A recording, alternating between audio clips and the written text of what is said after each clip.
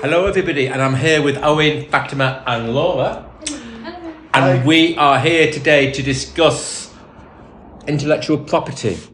I often seek to explain intellectual property this way.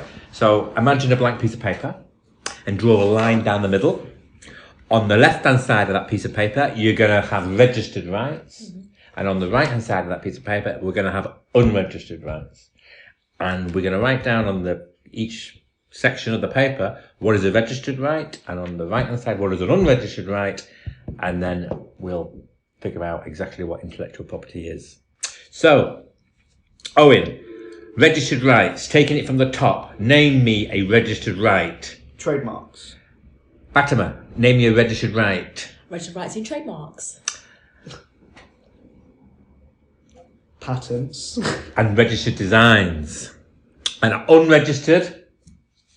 Laura. An unregistered one would be copyright. Perfect. And designs, and also something like confidentiality. So just to repeat, for registered rights, trademarks, patents, registered designs, unregistered, copyright, designs, and confidence. So you got 3 and 3 on each column. There are other things you can add to it, but generally, as a general rule, it's 3 and 3. And so, taking, for example, the trademark. What do you do when you get in a trademark, Fats? So when you have a trademark and you're using it to basically sell some kind of goods or services, you're thinking, okay, it's quite lucrative to my business. I want to make sure nobody's able to use that without my authorization, because it becomes like an intangible asset. Mm-hmm. You look to register it. So let's say you're selling goods in the UK, you may want to register it in the UK because trademarks are what? Territorial. Mm-hmm. So they will only be protected in the territory that they are registered, mm-hmm. subject to their use. So in the UK, following on from that, Fats, you have, and if you're only selling in the UK, mm-hmm. you have to decide if you're doing goods or services, yep. And then you appropriate the appropriate classifications to describe what you're doing. And everything that everybody does has got a number which you can allocate to it. So then you draft up the specification and you file your trademark, and then you are the only person, if that becomes registered, to use that trademark. So you have a monopoly. Mm-hmm. Going back to that piece of paper and the blank piece of paper with a line down the middle, registered rights are very powerful because they allow you to have a monopoly in that brand. Nobody else can use it. Whereas in copyright, you don't have a monopoly. Because if they did have a monopoly in copyright, there'd only be one Starbucks, or there'd only be one Marks and Spencer's, for example, because mm-hmm. it's just the way they look and the way they look and feel. Probably not make an example of that one, but the trademarks and the registered rights are very important because you get the monopoly. You do not have to prove that anyone's copied you. It's just a case of you've infringed my trademark. Whereas in copyright, you don't have a monopoly and you have to prove that someone has copied you. Mm-hmm.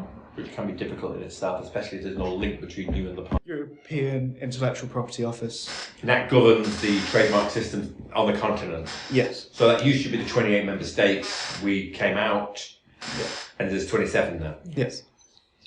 Okay. So then you also have the Madrid system, which covers over 100 countries internationally. Yeah. And then there are other countries that have their own system. So you have to file through that. You have to file through them. Okay. And so there's merit in, so if I want to do a large portfolio, create a large portfolio, it's worthwhile using WIPO, I presume. As long... WIPO is what again? The World Intellectual Property Office. Okay. But it is as long as you... In Geneva. Madrid, isn't it? I'm going to say I've got an office in both. Okay. But the key thing is using the trademark in the time. In what time? Within the first 5 years of use, because you don't want it to be invalidated. Well, presumably most people who are filing a trademark have an idea that they're going to use it, pretty much. What's the point? If they I mean, many people do file a trademark and then don't bother using it. Yes. So would you say that having a filed trademark is more of something to kind of cover your back and protect you, and it's only used when someone were to potentially infringe on your trademark? It's not I mean, something I to think actively... it's our bread and butter, isn't it? But I still think it's the most important thing any business should do. Yeah, it's a signpost to say the goods and services are from here. And depending on how, I'm sure everybody thinks the quality of the goods and services are amazing. So, you want to make sure people can find you. But it's the only aspect of law, I think, that can actually put a nail in the coffin of a business that quick. Yes. In the absence of a trademark. Yes. So if you trade, or you commence trading, and then you don't have a trademark, or you think you should have a trademark, and then you find out that you can't have a trademark because someone came before you, they can potentially put you out of business. Yes. Equally, you can put that person out of business. Yes. And it happened to me many, many years ago, nearly 30 years ago, before I launched Laudit, a very, very famous, well-known accountants firm launched Laudit. And if I didn't have the trademark, I would have been prevented from doing my life's dream. Wow. And luckily I got the trademark when I was working for another company 12 months beforehand, and I wrote to them a little piece of paper and said, look what I've got.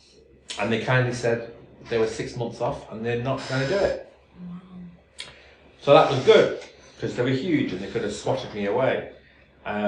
So it's so important. And like I said, I know it's my bread and butter, but I never felt more strongly about anything else. You can be prevented from trading if you don't have a trademark. So get one. I think that's very good advice. In relation to the other two aspects, registered designs.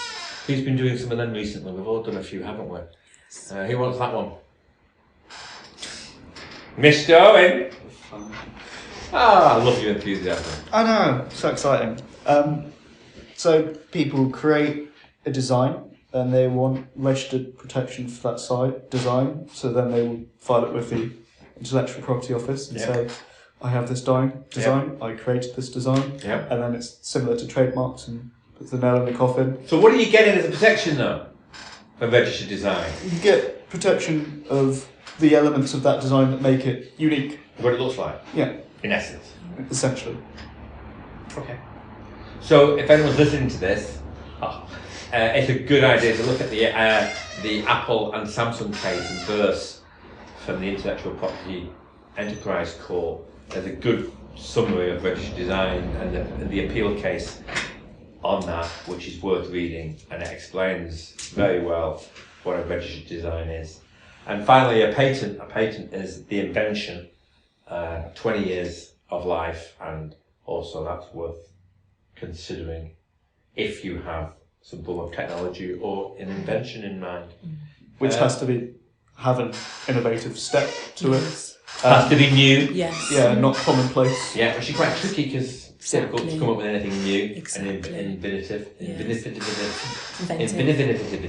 Yes. Okay. Fabulous. Well, thank you. We'll post this and we'll also show you a picture of us four with also Athena the dog. And thank you for listening, and thank you guys. Thank you. Thank you, Michael.